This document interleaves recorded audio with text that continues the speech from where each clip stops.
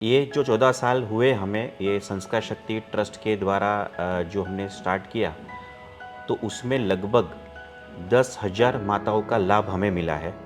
10,000। 10,000 पूरे 9 महीने यही सोचा कि मेरा जो बालक है उसकी आंखें ये डॉल जैसी होनी चाहिए। बेबी का जन्म हुआ और सरप्राइजिंगली उसकी आंखें सेम टू सेम उसके जैसी।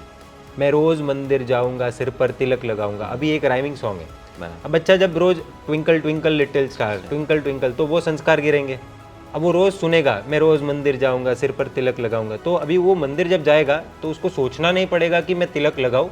वो एक बाई डिफॉल्ट सीधा वो देखेगा कटोरे किधर है, गया तिलक लगा लिया। तो मैंने अपने बेटे को भी वहाँ पे भेजा और उसने 1 घंटा गया। मैं बोला पता नहीं भाई क्या करके आएगा, 8 साल का है। तो जाके आया और बोला डैडी एक काम करते हैं कि मैं यही स्कूल में जाऊँगा, मैं और कोई स्कूल में जाऊँगा ही नहीं।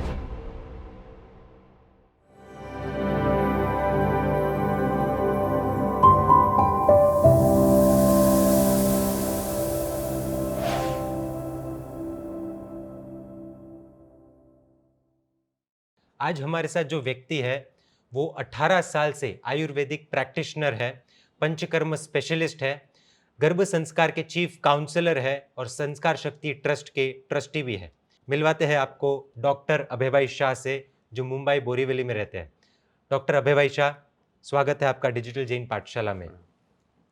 आप एक डॉक्टर है, गर्भ संस्कार के काउंसलर है, ये तालमेल कैसे, आपका अभी तक का पूरा सफ़र कैसे हुआ? मतलब नॉर्मली ऐसा होता है ना कि जो व्यक्ति हाई लेवल पोस्ट पर चले जाता है तो वो रूट से ज़्यादा कनेक्टेड नहीं रहता, ऐसा सबका मानना रहता है। तो आप एक डॉक्टर भी है, लेकिन गर्भ संस्करण, जैनिज़्म, गुरु भगवंतों से मिलना, ये सब कैसे? कहाँ से आपका स्टार्ट हुआ? पूरा जर्नी बताइए। सबसे पहले मेरा जन्म मुंबई में ही हुआ। मेरी माता ने मुझे बचपन से, जब मैं 1.5-2 साल का था तब से पन्यास चंद्रशेखर विजय जी महाराज साहब और उनकी लिखी हुई टचुकड़ी कथाएँ वो मुझे सुनाना शुरू किया। उसके भाग 1, 2, 3, 4 ये मैंने अपने जो प्रारंभिक बाल्य अवस्था थी, वहाँ से मैंने शुरू की। और आज जब मैं इस लेवल पे पहुँचा हूँ, तब मुझे लग रहा है कि वो जो जैन संस्कार जो है, शायद हम धर्म से दूर है, गुरु से दूर है, परमात्मा से दूर है, लेकिन ये पुस्तक का जो माध्यम है, वो हमें लाइफ़ टाइम का संस्कार देने में कारणभूत होता है। फिर मैं साइंस में गया और जैसे मैंने कहा कि मुझे जाना था मेडिकल में, लेकिन कौन-सी स्ट्रीम लूँ? जब जो एंट्रेंस एग्ज़ाम होती है, उसके बाद में जो एडमिशन की प्रोसेस होती है, तो एक बड़ी स्क्रीन पर दिखा दिया कि भई आपको एमबीबीएस भी मिल रहा है, बीडीएस भी मिल रहा है और आयुर्वेदिक भी मिल रहा है। मैंने माँ से पूछा कि मैं कौन-सा स्ट्रीम लूँ? क्योंकि मुझे तीनों में मुझे मिल रहा है एडमिशन। माँ ने सिर्फ़ इतना बोला, "देख तुझे जो इसमें जम रहा है वो ले, लेकिन अगर तुझे वैयावच करना है, तो तू आयुर्वेद लेना।" मैंने बोला ठीक है, अगर मुझे व्यावच करना है, तो मैंने पूछा लेकिन ऐसे क्यों? क्योंकि आयुर्वेद चिकित्सा जो होती है वो निर्दोष चिकित्सा होती है और अच्छा। जैन धर्म और आयुर्वेद वो दोनों एक दूसरे के पूरक हैं। हालाँकि मैंने जैन धर्म का इतना सारा अभ्यास नहीं किया था, लेकिन मैंने अपनी माँ पे वो श्रद्धा रखी और मैंने आयुर्वेद स्ट्रीम ली और वहाँ से मेरी जर्नी संस्कार की शुरू हुई क्योंकि जैसे-जैसे मैं आयुर्वेद के ग्रंथों को पढ़ता गया और साइमल्टेनियसली मैंने अलग-अलग शिविर भी भरी। जैसे उसके पश्चात मैंने कलीकुंड में पूज्य मुक्तिवल्लभ सूरीसर जी महाराज साहब की, फिर वागड़ गुरुकुल में भी उनकी शिविर भरी। तो रेगुलर में कनेक्शन में आया साधु साध्वी जी भगवंतों में और जैसे-जैसे मैं आयुर्वेद के फील्ड में आगे बढ़ता गया, तो मुझे वैयावच का लाभ और अधिक मिला और तब जाके धीरे-धीरे उन्होंने मुझे ये तत्वों का ज्ञान दिया, विभिन्न विषयों का ज्ञान दिया, विभिन्न चरित्रों को मुझे सुनने मिला, जो मुझे बचपन में ये चांस नहीं मिला था। और इस तरह मेरा संस्करण हुआ मेरे माता-पिता के द्वारा और पूज्य साधु साध्वी जी भगवंत के द्वारा। वो धन्यवाद है आपके माताजी को, जिन्होंने इतना लॉन्ग टर्म सोचा कि अगर ये डॉक्टर इस तरह से इस फील्ड में बनेगा, तो फिर साधु साध्वी जी भगवंतों की वैयावच होगी। इतना लॉन्ग टर्म प्लानिंग, नॉर्मली ऐसा इंग्लिश टर्म है लॉन्ग टर्म प्लानिंग, लेकिन हुँ, आपकी माताजी ने कर दिया। सोचा है। धन्यवाद है उनको। अच्छा, ये तो हुआ आपका डॉक्टर वाला लाइफ। हुँ, अब आप गर्भ संस्करण में भी काफ़ी कुछ जुड़े हुए हो। हम्म, तो ये क्या बैकग्राउंड है? ये थोड़ा कॉन्सेप्ट हमको हाँ, समझाइए। ये बात है ईस्वी सन 2009 की। परम पूज्य आचार्य श्रीमद विजय राजन सुरेश्वर जी महाराज साहब एक दिन हमारे संघ में पधारे, योगीनगर संघ में, बोरीवली में। और मैं उनसे परिचित नहीं था, और मैं ज़्यादा उस टाइम पे ऐसा था कि मैं प्रवचन ज़्यादा सुन नहीं रहा था। लेकिन प्रवचन पूरा होने आया था, मैं पूजा करके निकल रहा था। मैंने बोला 2 मिनट बैठ जाता हूँ लास्ट में, एंड में, और फिर सर्वमंगल होकर फिर मैं निकल जाऊँगा। तो वहाँ पे साहिब जी का बस प्रवचन पूरा ही हुआ और उन्होंने एंड में एक लाइन बोल दी कि मेरे सिर्फ़ 2 प्रोजेक्ट है, एक है साधर्मिक उत्कर्ष जीत नाम की संस्था, और दूसरा गर्भ संस्कार। अभी ऑलरेडी मैं इसके ऊपर रिसर्च कर रहा था, और मैंने कई आर्टिकल्स और कई न्यूज़पेपर कटिंग्स वो मैंने एकत्रित करके रखे हुए थे। और मैंने बोला, अरे! एक जैन साधु उन्होंने ये कांसेप्ट सोचा और जो मैं सोच रहा हूँ, और उसी का उन्होंने अनाउंसमेंट किया, तो मुझे बहुत बड़ी खुशी हुई। फिर मैंने जो अपने रिसर्च पेपर्स थे वो सब साहिब जी को बताए, और उन्होंने देखा, वो बहुत खुश हो गए।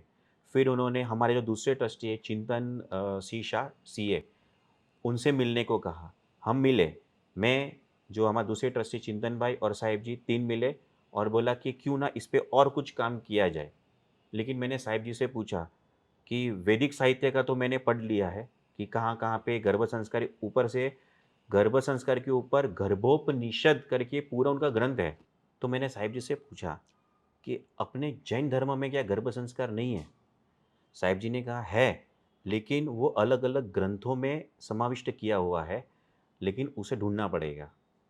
तो मैं, साहिब जी दोनों मिलकर इस पे वर्क करने लगे, और मैंने साहिब जी से विनंती की कि आप आगम ग्रंथों में से आप मुझे बताओ कि कहाँ-कहाँ पे गर्भ संस्कार है। क्योंकि आगम ग्रंथ हम श्रावक तो पढ़ नहीं सकते। फिर उन्होंने श्री भगवती सूत्र का उन्होंने पाठ दिया, जिसमें गौतम स्वामी भगवान और श्री महावीर स्वामी भगवान, उनका जो कन्वर्जेशन है हुँ, हुँ, हुँ। और गर्भस्थ शिशु के बारे में, वो उन्होंने मुझे दिया। मुझे बड़ा आनंद हुआ कि ये अब तक कहाँ था।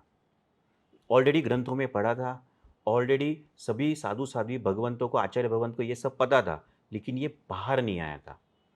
दूसरा मैंने बोला, साहिब जी और कहाँ पे है?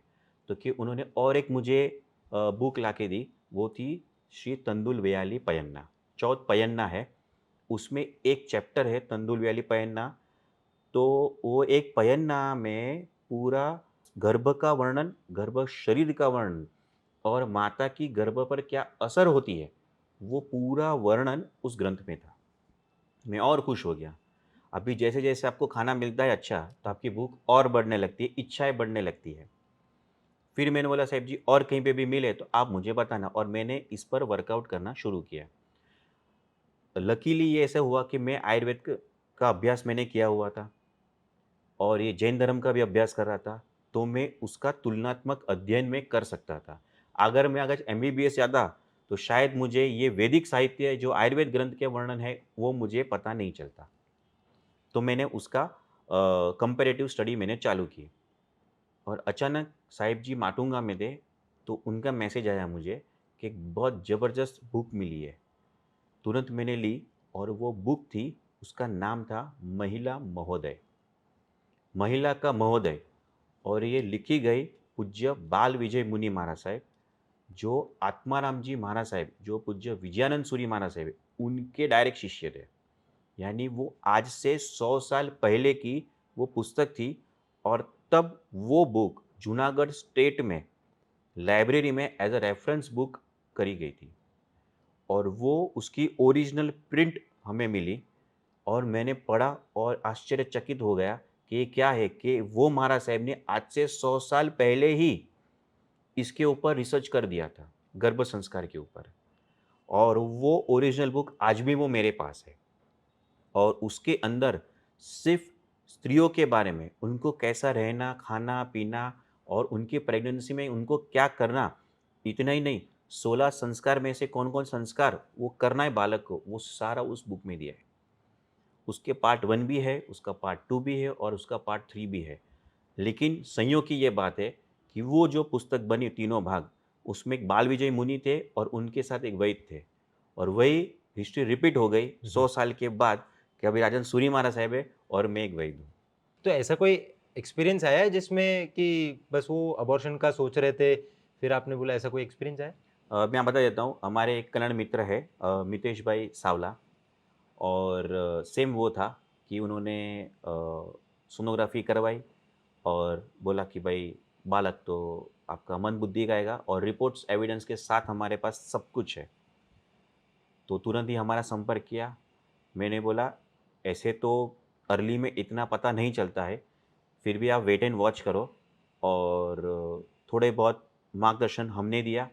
प्लस उनके जो गुरु भगवान थे, पूज्य अभय शेखर सुरेश्वर जी महाराज साहब, उनके पास वो गए। उन्होंने आध्यात्मिक मार्गदर्शन उन्होंने दिया। तो यहाँ पे हमने शारीरिक मानसिक दिया, वहाँ पे उनको आध्यात्मिक मार्गदर्शन मिला, और 3 महीने के बाद उन्होंने रिपोर्ट निकाला। Report was absolutely normal. Normal. Normal.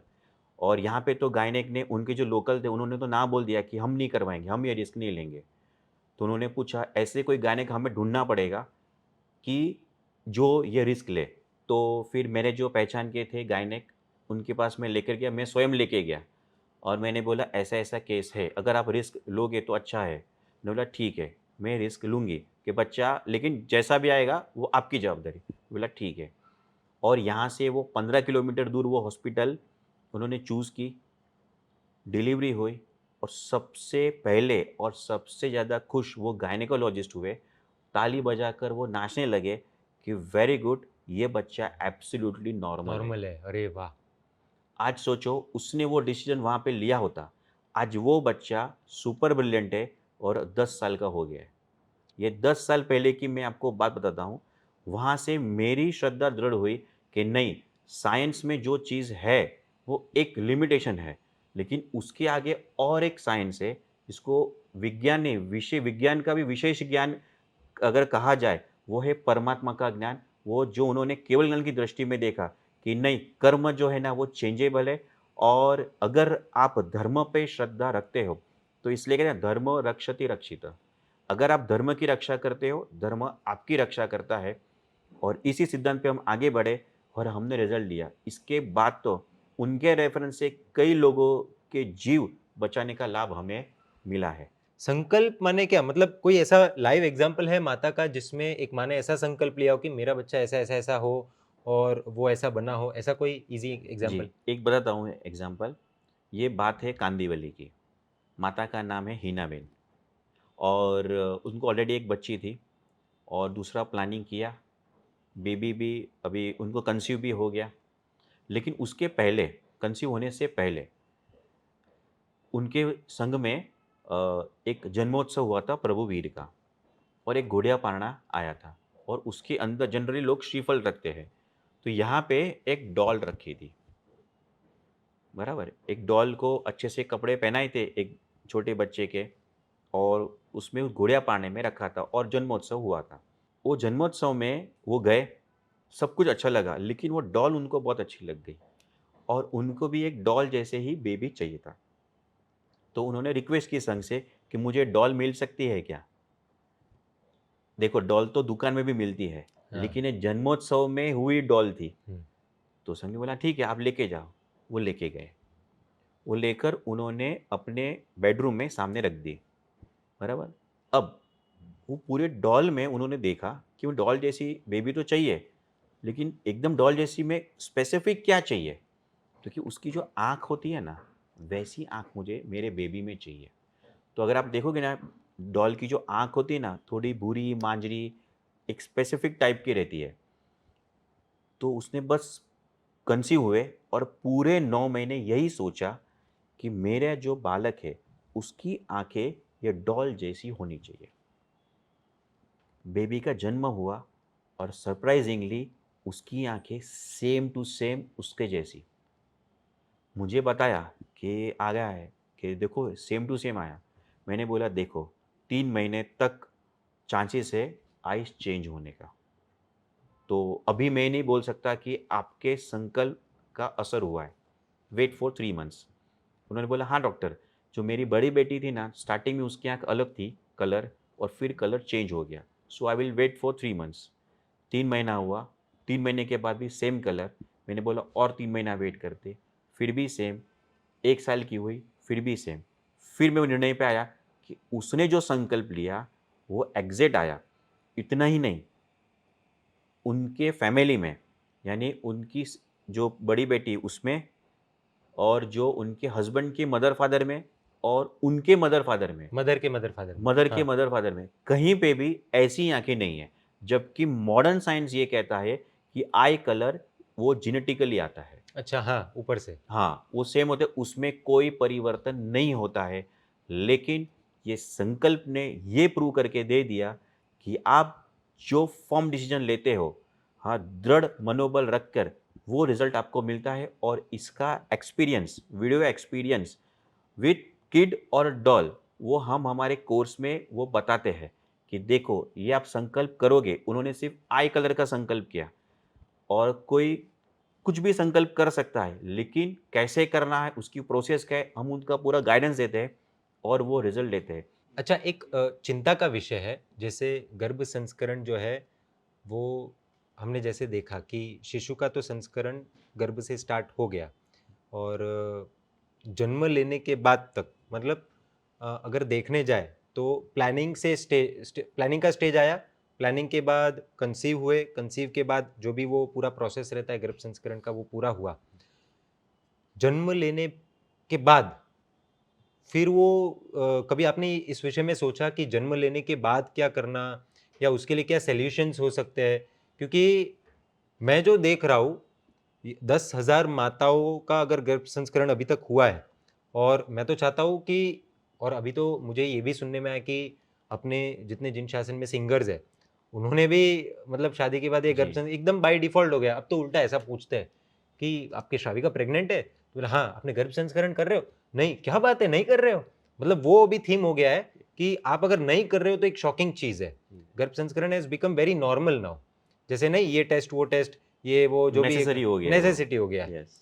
लेकिन अब मुझे ये चिंता सता रही है कि जन्म तो हो गया, जन्म के बाद क्या? क्योंकि अगर वो एक बहुत ही अच्छा शक्तिशाली व्यक्ति है, बुद्धिशाली व्यक्ति है, लेकिन प्लेटफॉर्म अगर रॉन्ग हो, आपने जैसे कहा चाकू आई, लेकिन अगर वो डाकू है तो वो फिर मारेगा, डॉक्टर है तो वो बचाएगा। अच्छा।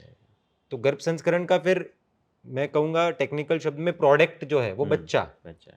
बहुत शक्ति लेकर आ रहा है, लेकिन अगर गलत प्लेटफॉर्म मिल गया तो क्या हो सकता है? और अगर इसको अगर हम इस तरह से देखें कि इसका सॉल्यूशन क्या है कि बच्चे के जन्म के बाद का भी संस्करण हो, उस पर हमारा फोकस अभी के टाइम में बहुत कम है। कम है। उस विषय पर आपका क्या कहना है? बच्चा जब जन्म ले लेता है, फिर 3 से 4 महीने के बाद वो माता का कॉल आता है कि सर हमने तो 9 महीना कर लिया, अब क्या? मैंने बोला अब क्या मतलब? अब जाओ, अभी तो अभी आपको ही देखना है। तो हमने उनको छोड़ दिया। जिनका हाथ हमने 9 महीना पकड़ के रखा, उनका हाथ हमने छोड़ दिया, क्योंकि हमारे पास ऐसा कुछ मटेरियल नहीं है या ऐसा कोई प्लेटफॉर्म नहीं है कि जिससे बालकों का संस्करण करें। क्योंकि हमारा जो सब्जेक्ट था वो 9 महीने तक ही था। अभी आपने सही बताया कि प्रोडक्ट सिर्फ मैन्युफैक्चर करके फ़ायदा नहीं है, उसका पैकिंग, मार्केटिंग, वो सारा भी पोस्ट प्रोडक्शन वाला जो चीज़ है, वो हमारे क्षेत्र में नहीं आता था। इसके बारे में हमने सोचा, कई माताओं ने हमें इंस्पायर किया कि आप कुछ करो, आप कुछ करो। और मैंने ये थोड़ा सर्वे किया कि 3 साल तक बच्चे को क्या सिखाया जाए, उसका कोई योग्य मार्गदर्शन अभी तक नहीं है। 3 साल के बाद टीनी मिनी पाठशाला हो या दूसरी जो संघ की पाठशाला है, वो सभी अवेलेबल होती है। हर एक संघ में एक पाठशाला होती है। अभी हमारे पास ऐसे-ऐसे मदर्स हैं कि जहाँ पे संघ तो है, लेकिन पाठशाला इतनी चलती नहीं है, बच्चे इतने आते नहीं हैं, या उनमें वो जागरूकता नहीं होती है। तो ऐसे बहुत सारे प्रश्न हमें आए। लेकिन वी आर हेल्पलेस, क्योंकि हमारे पास ऐसा कोई माध्यम नहीं था कि उनको हम गाइड कर सकें। थोड़े बहुत भगवान के नाम के फ्लैश कार्ड हो, 14 स्वप्न के हो, 108 पार्षद भगवान के हो, वो बेसिक्स हम उनको दे रहे थे। लेकिन ये संस्कार जो आपने बोला ना, क्या होते हैं, 2 प्रकार के होते हैं। एक संस्कार ये होता है कि आपने पूजा की, सामायिक किया, प्रतिक्रमण किया, ये सारा एक संस्कार है। बाह्य क्रिया वगैरह। बाह्य क्रिया वगैरह, इट्स वन टाइप ऑफ संस्कार। और दूसरा एक संस्कार ये है कि जो चीज़ आप सतत उसका अभ्यास करते हो, और वो आपके सबकॉन्शियस माइंड में बैठ जाता है। वो एक संस्कार है। जैसे कि महात्मा है, पूज्य साधु साध्वी भगवंत है, उनको अगर कोई जगह पे बैठना है, तो ऑटोमेटिक ही हाथ उनके ओगे की तरफ जाएगा, उनको पूजेंगे और फिर आसन लगा के फिर बैठेंगे। उनको सोचना भी नहीं पड़ता, नहीं वो पड़ता अपने है। आप हो हाँ, जाता है। तो ये संस्कार है हम्म। कि कोई भी जगह अगर विराजमान होना है, तो आपको जैना करके बैठना है। ये चीज़ उनके संस्कार में आ गई। तो अभी ये चीज़ मतलब क्या हुआ, एक ही चीज़ आपको बार-बार करो और वो बैठ जाए, वो संस्कार। अभी वो चीज़ हमें बालकों में करनी थी। तो नॉर्मल जो संघ की जो पाठशाला चल रही है, वो तो चल ही रही है, लेकिन उसके भी कुछ लिमिटेशंस है। तो हमें भी ये चाहिए कि कोई ऐसा प्लेटफ़ॉर्म हो, जो इसको इनिशिएट करे, ताकि हमने जो बालक लेके आए हैं, वो उनके साथ कोलैबोरेट होकर वो चीज़ में वो आगे बढ़े। पाठशाला का वर्णन आया तो मैं आपको बता दूं कि अभी जो डिजिटल जैन पाठशाला का इनिशिएटिव शुरू हुआ है, उसमें यही चीज़ पर फोकस किया जा रहा है कि बच्चा जो है वो पाठशाला तो आता है, गाथा गोखता है और फिर घर पर चले जाता है। उसमें फिर पर्सनालिटी डेवलपमेंट, वैल्यूज़, मॉरल्स, इन सब का फिर स्कोप बहुत कम हो जाता है। तो इसमें सॉल्यूशन क्या निकालना, मतलब गाथा तो है ज़रूरी, नो डाउट, बट उसके अलावा भी बहुत कुछ ज़रूरी है। आपने कहा था कि आपके माता ने आपको बुक्स में से पढ़ाया, फिर वहाँ से आपका स्टार्ट हुआ। अब सबको ऐसे सब निमित्त नहीं मिलते। हुँ, कई बार ऐसा होता है कि व्यक्ति रॉन्ग लाइन में चले जाए और 20-22 साल बाद कोई गुरु भगवंत का योग हो, अ, बात करना हो तो एक बार चलो गाड़ी निकल गई, सबका तो ऐसा होता नहीं। तो ऐसा एक अच्छा प्रोसेस हो हुँ, जिसके थ्रू हर बच्चे को जाना पड़े। तो संघ में पाठशाला तो होती है, तो उसको डिजिटाइज करने के लिए, फॉर एग्जाम्पल जैसा आपने कहा कि बुक अभी कोई पढ़ नहीं रहा है, सबके हाथ में मोबाइल है, तो बुक आप मोबाइल में डाल दो, सिंपल। फिर ऐसे ऐसे ऐसे वो रील्स ऐसे ऐसे ऐसे करने के बजाय वो जो बुक के पेजेस है वो ऐसे ऐसे करो, तो अपना भी काम हो गया। और मोबाइल जो एक नेसेसिटी बन गया है, मोबाइल तो हाथ से निकलेगा नहीं, तो मोबाइल में ही पॉजिटिव चीज़ें डाल दो और मोबाइल के थ्रू ही आप भी गर्भ संस्करण का पूरा ये जो प्रोसेस है वो करवा रहे हैं, राइट। तो उसमें एक विचार अब मुझे ऐसा आ रहा है कि बच्चा स्कूल जाता है, हुँ, कॉलेज जाता है, तो हर चीज़ उसको भी डिजिटल वे में सिखाई जा रही है। वीडियोज़ होते हैं सामने, पूरा एक्सपेरिमेंट्स वगैरह सब कुछ अभी प्रोजेक्टर में, एलईडीज़ में, टीवी में, लैपटॉप में, ज़ूम मीटिंग्स, ये पूरा माहौल है।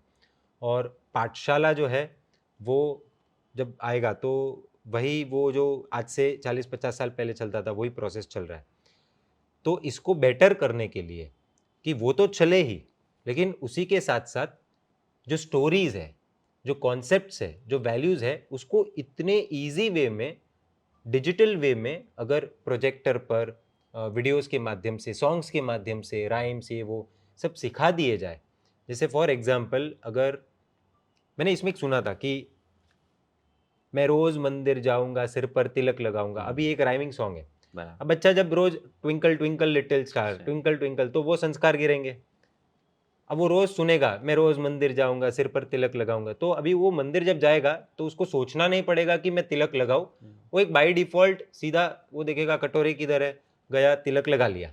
मतलब आपने जो कहा ना कि बराबर, संस्कार में वो हो जाएगा। बराबर, बराबर। तो इसको आप किस रूप से देखते हैं और आपका इसमें कोई कोलैबोरेशन हुआ है?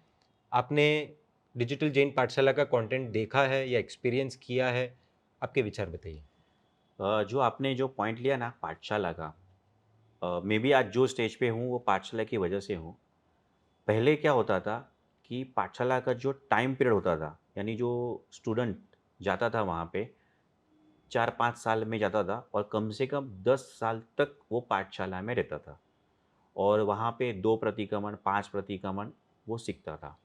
लेकिन आप देखोगे कितने बच्चे हैं जो 5 प्रतिक्रमण के तक पहले पहुँचते हैं और जो पहुँचते हैं उसके बाद जीव विचार, नवतत्व, प्रकरण, दंडक, भाष्य ये करते हैं। अगर ये सर्वे किया जाए हर एक संघ में, तब आश्चर्यजनक परिणाम मिलेंगे कि इसमें से कोई नहीं है। क्योंकि ये सब फिर है ना वो एक एज के बाद सीखते हैं। अगर आप देखोगे समकित की 67 बोल की सज्जाएँ, हुँ, उसमें ये एक स्टेटमेंट लिखा है, सम्यक्त्व किसको मिलता है? जो तत्वों को जानता है, जो तत्व ज्ञान को जानता है। तो ये होता है कि सूत्र, अर्थ, ये सभी ज़रूरी है, नेसेसरी है, लेकिन सम्यक्त्व की प्राप्ति होनी भी तो ज़रूरी है और उसके लिए तत्व ज्ञान पढ़ना ज़रूरी है।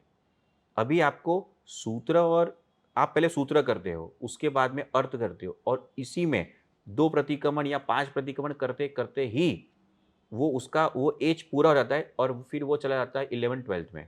आप 10th तक सिर्फ़ वो इतना ही कर सकते हैं। लेकिन इसके साथ में अगर उसको तत्व ज्ञान का नॉलेज अगर दिया जाए, तो मैं कहता हूँ ये पाठशाला की एक सार्थकता पूर्ण होगी कि सूत्र भी कर रहा है, अर्थ भी कर रहा है और जैन तत्व ज्ञान भी पढ़ रहा है। और आज क्या होता है कि स्कूल के अंदर ही जो आज का जो एजुकेशन है, उसमें ही कई सारे इतने प्रश्न आते हैं कि वो बालक कन्फ्यूज़ हो जाता है कि ये राइट है कि मेरा धर्म घर में जो कह रहे हैं वो राइट है। जैसे कि घर में कह दिया कि पोटैटो नहीं खाना है और या गाजर नहीं खाना है, बीट रूट नहीं खाना है और स्कूल में बता दें कि गाजर और बीट से आपको हीमोग्लोबिन बढ़ता है। तो कहते हैं कि ठीक है, मेडिसिन के लिए ले सकते हैं, लेकिन वो क्यों नहीं लेना? वो आपको सूत्र और अर्थ से नहीं मिलेगा। उसके लिए आपको तत्व पढ़ना पड़ेगा। चैरिटी करनी है, तो कहाँ करनी है? कैसी करनी है? किसको चैरिटी करने से किसको कितना लाभ मिलता है? सामने वाले को आपको सुपात्र दान से क्या लाभ मिलता है और अनुकंपा दान से क्या लाभ मिलता है? जीवदया से क्या दान मिलता है? औषध दान से क्या लाभ मिलता है? ये सारा जो कंसेप्ट है, वो आपको अलग से उसको सिखाना पड़ेगा। तो मैंने जब ये देखा कि डिजिटल जैन पाठशाला, सबसे पहले तो ये बड़ा आश्चर्य हुआ कि वहाँ पे उसमें कोई महात्मा का नाम नहीं है। जब आज सब जगह नाम के पीछे पड़े हैं, यानी लिखाएँगे ₹1000 लेकिन उसमें उसका नाम भी होगा, फिर हँसते करके उसकी वाइफ़ का भी नाम होगा, फिर उसके नीचे पुत्र, पुत्री, पौत्र, पौत्री, वधू, जमाई, इवन जो घर में बच्चा होगा उसका भी नाम लिख देंगे और लिखा होगा इसी 1000 का नाम। जब इतना लोग पागल है इस नाम के पीछे, यहाँ पे ये महात्मा का बोलते हैं धन्यवाद है कि उन्होंने कहीं पे भी अपना नाम लिखा नहीं है, इतना ज़बरदस्त बनाया है उन्होंने। दूसरा, ये जो नॉर्मल पाठशाला चल रही है ना, उसका पूरक है, उसका कॉम्पिटिटर नहीं है। ये उसका सब्स्टिट्यूट नहीं है। ये डिजिटल जैन पाठशाला का कंसेप्ट ही ये है कि 5 दिन, संडे को छोड़ दो तो 6 दिन रहते हैं। उसमें से 5 दिन जो नॉर्मल जो चल रहा है, वो चलाओ। लेकिन 1 दिन ये तत्व ज्ञान आप अलग स्टाइल से उसको दो, अट्रैक्टिव स्टाइल से दो। एक आज के जनरेशन के हिसाब से उस वे में प्रेज़ेंटेशन दो कि ताकि उसको इंटरेस्ट भी बैठे और उन बातों में श्रद्धा भी बैठे। तो मैंने जब ये देखा, तो मैंने बोला इसमें बुक्स ही होगी। तो कि नहीं बुक्स नहीं है, बुक्स के साथ वीडियोज़ भी है। मैं बोला तो फिर वीडियोज़ अलग देखेंगे, फिर बुक्स अलग देखेंगे, फिर कैसे होगा? तो क्या बुक्स और वीडियो का दोनों सेम है? तो क्या हाँ, सेम है। मैं ठीक है, तो कितनी बुक्स है? तो क्या 4 टाइप की बुक्स है। यानी कि हर एक लेवल में 4 टाइप की बुक्स। मैं कहा 4 बुक्स है और वीडियो एक ही है, तो क्या वो कैसे? फिर मैंने देखा कि हर एक बुक में से वो जो वीडियो का कंटेंट है, वो कंटेंट से कनेक्टेड एक्टिविटी लो या उसका गाइडेंस लो या उसमें कोई कलरिंग हो या कोई स्टिकिंग हो, वो सारी बुक में अलग-अलग लेवल पे उसमें बताया गया है। ये मुझे कांसेप्ट बहुत अच्छा लगा क्योंकि बच्चे को अगर आपको समझाना है और बड़े को भी, ऑडियो विजुअल्स जो माध्यम है, वो सबसे बेस्ट है और उसी से सब वो ग्रहण करता है। जैसे आपने बोला कि मंदिर जाऊँगा, तिलक लगाऊँगा, तो वैसे मैंने जो एक सॉन्ग उसमें देखा कि मम्मी मेरी प्यारी है, खुशियों की फुलवारी है। तो तब मुझे लगा कि हाँ, ये मम्मी को भी देखना चाहिए कि उसको हमेशा खुश रहना चाहिए। नहीं तो आज क्या होता है बार-बार चिल्लाना, डाँटना, इवन बच्चे को गुस्सा करके बोलते हैं कि गुस्सा मत करो। तो क्या होता है मम्मी गुस्सा कर रही है और गुस्सा करके बोल रही है कि गुस्सा मत कर, तो ये कहाँ से होगा? और फिर ये जो इनिशिएटिव उन्होंने लिया कि भाई 1 दिन है, लेकिन डिजिटल पाठशाला इसलिए मुझे पहले लगा कि ये ऑनलाइन होगा, लेकिन नहीं, ये आपको ऑफ़लाइन आना है, वहाँ पे बैठकर आपको सीखना है। तो ये मुझे कांसेप्ट ज़्यादा अच्छा लगा क्योंकि जब टीचर के साथ आई टू आई कॉन्टैक्ट होता है, तो ज़्यादा इफ़ेक्टिव होता है। और फिर बोरीवली में जो सरस्वती विद्या गुरुकुल है उसके साथ में कोलैबोरेट करके उन्होंने ये स्टार्ट किया। तो मेरे लिए तो ये एक अच्छा हो गया, जो माता हमको पूछती थी, अब क्या करें? हुँ, तो मैं बोल देता हूँ, ये डिजिटल जैन पाठशाला जॉइन कर दो। संघ की पाठशाला में तो जा ही रहे हैं, लेकिन उसमें से 1 दिन, 1 घंटा यहाँ पे उनको देना है। और मैंने जो गिना, मैक्सिमम 35 टू 38 सैटरडेज़ या कोई भी 1 दिन, बस इतने दिन में आपका पूरा एक लेवल हो जाता है। और एक सैटिस्फैक्शन लेवल भी आता है कि ओके, ये जो कंटेंट दिया है, जो पुस्तक दी है, वो मैंने इतने टाइम में पूरी की है। और इतना ही नहीं, दो वे ऑफ प्रेजेंटेशन, तो मैंने अपने बेटे को भी वहाँ पे भेजा। और उसने 1 घंटा गया, मैं बोला पता नहीं भाई क्या करके आएगा, 8 साल का है, तो जाके आया और बोला डैडी एक काम करते हैं कि मैं यही स्कूल में जाऊँगा, मैं और कोई स्कूल में जाऊँगा ही नहीं, क्योंकि इसमें बहुत मज़ा आती है। क्यों? ये सबसे पहला स्टेटमेंट पहले दिन ही मेरे बेटे ने मुझे दिया। फिर मैंने उसका कंटेंट और मैंने किया और इतने अच्छे से, और मैंने देखा कहीं पे भी कुछ भी कॉपी पेस्ट नहीं किया है कि भाई 4 वीडियो का उठा लिया और इसमें डाल दिया, नहीं। ये सारा का सारा क्रिएट किया है और ये सारा हाईली प्रोफेशनल शूट करके और एनिमेशन डाल के, इतना अच्छा म्यूज़िक डाल के उन्होंने किया है। उसमें से सबसे ज़्यादा आप मुझे पूछो ना क्या अच्छा लगा, तो मुझे उसकी आरती बहुत अच्छी लगी। अच्छा। ये मैं सभी अभिभावकों से विनती करूँगा कि उसकी आरती, जो वॉइस है, जो म्यूज़िक है और जो एनिमेशन के साथ-साथ, और सिर्फ़ आरती सुना ही नहीं है, आरती के बारे में इंस्ट्रक्शन भी देते हैं कि कहाँ से कहाँ घुमाना है, आरती के टाइम कौन से टाइप के वस्त्र पहनने हैं, तो इंस्ट्रक्शन के साथ वो आरती है। और उन्होंने जो मैस्कॉट बना है, जो एक बेटे के लिए और बेटी के लिए, वो एक्स्ट्राऑर्डिनरी और एक्चुअली ये अट्रैक्ट करते हैं। और मैंने आज तक डिजिटल जैन पाठशाला जैसा जो धर्म पढ़ाने के लिए, तत्व पढ़ाने के लिए जिन्होंने माध्यम यूज़ किया है ना, वो आज तक मैंने देखा नहीं है। और मैं ये कहता हूँ, ये सबसे बेस्ट है, अब तक का ये सबसे बेस्ट है। और ये जो आज ट्रेंड चल रहा है, उस ट्रेंड के हिसाब से उन्होंने बनाया है और ये डेफ़िनेटली, डेफ़िनेटली ये बच्चों को अट्रैक्ट करेगा। बहुत अच्छी बात कही आपने कि जन्म तक तो हो गया, नेक्स्ट क्या? तो क्या डिजिटल जैन पाठशाला जाओ। बस इसी भावों के साथ, यही एक्सपेक्टेशंस के साथ ये पूरा डिजिटल जैन पाठशाला काम कर रहा है कि जो वैल्यूज़ 20-22 साल बाद वो कॉलेज से व्यक्ति निकलता है, कहीं ठोकर खाता है, फिर वो आता है धर्म की शरण में और फिर वो वैल्यू सीखता है कि अच्छा ये सही है, ये गलत है। अगर बचपन से ही आ जाए, एक बड़ी और कई बार क्या होता है ना कि बड़ा हो गया और उसके बाद उसको रात्रि भोजन त्याग करना है, कंदमूल त्याग करना है, तो बहुत डिफ़िकल्ट हो जाता है, क्योंकि उसका आदी बन जाता है, संस्कार इतने दृढ़ हो जाते हैं। लेकिन जन्म से ही वो अगर हो जाए, जैसे गर्भ संस्करण में भी कई एक्सपीरियंसेस हमने देखे ना कि 2 महीने, 3 महीने बाद रात्रि भोजन त्याग कर दिया, हुँ, कंदमूल यस, कभी जन्म से खाया ही नहीं। यस, मुझे लगता है 10,000 माताओं में लगभग सब ऐसे ही होंगे कि गर्भ संस्करण के बाद कंदमूल त्याग भी कर दिया होगा, रोज़ यस, पूजा, रात्रि भोजन यस। त्याग, कोई तप में जुड़े होंगे इस तरह उन्होंने से। तो त्याग किया, घर वालों ने उनके कारण त्याग कर त्याग दिया। क्यों? क्योंकि बनाने वाला ही नहीं है। क्योंकि माता ही नहीं खाएगी, तो बनाएगी क्यों? हुँ, हुँ। वो बनी बनाएगी, तो परिवार वाले खाएँगे क्या? तो अल्टीमेटली हम तो ये कहते हैं कि अगर एक स्त्री का आप मन परिवर्तन कर दो ना, पूरा घर परिवर्तन हो हो जाता है, जाता है। उनका ऑटोमेटिक संस्कार हो जाता है। ये बहुत अच्छी बात कही आपने। तो बस इसी तरह से ये सारा कुछ चल रहा है। अंत में आप कोई एडवाइस देना चाहेंगे पेरेंट्स को या कपल्स को या छोटे बच्चों को, श्री संघ को? तो मेरा एक ये है कि डिजिटल जैन पाठशाला एक ऐसा प्लेटफ़ॉर्म है, जो आज के ट्रेंड के हिसाब से एक अट्रैक्टिव फ़ॉर्म में एक धर्म को बहुत अच्छी तरह से प्रेज़ेंट किया है। तो ये उन्होंने एकदम निस्वार्थ भाव से किया है। और आप जब उसका कंटेंट देखोगे, जो डिजिटल कंटेंट, वो तो उसके लिए वो 1 रुपीस भी वो चार्ज नहीं कर रहे।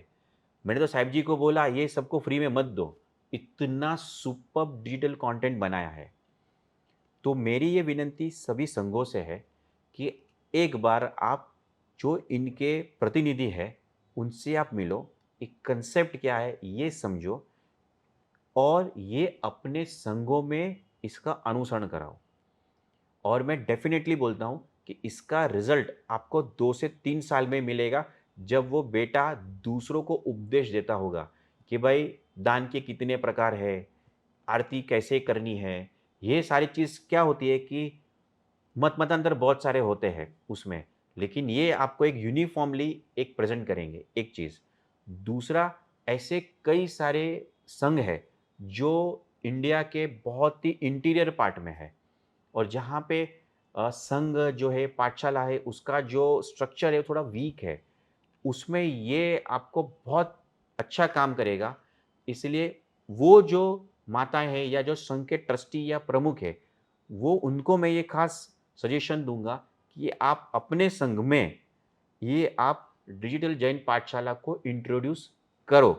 देखो, ऑनलाइन भी पाठशाला चलती है सूत्र और अर्थ के लिए, तो वो तो चल ही रहा है पैरेलल, उसमें तो हमें कुछ डिस्टर्ब नहीं करा है। लेकिन बच्चे को 5 साल की उम्र से अगर तत्व ज्ञान देना है, तो आपको फ़ॉलो करना पड़ेगा डिजिटल जैन पाठशाला। बहुत बहुत धन्यवाद डॉक्टर अभेशा आपका। आपने अपना कीमती समय हमें दिया। बहुत बहुत बहुत-बहुत धन्यवाद। धन्यवाद। इसी तरह से आप भी आगे बढ़ते रहे, बस हम यही प्रार्थना करते हैं। आप तो आगे बढ़ ही रहे, 10,000 माताओं तक पहुंच चुके हैं।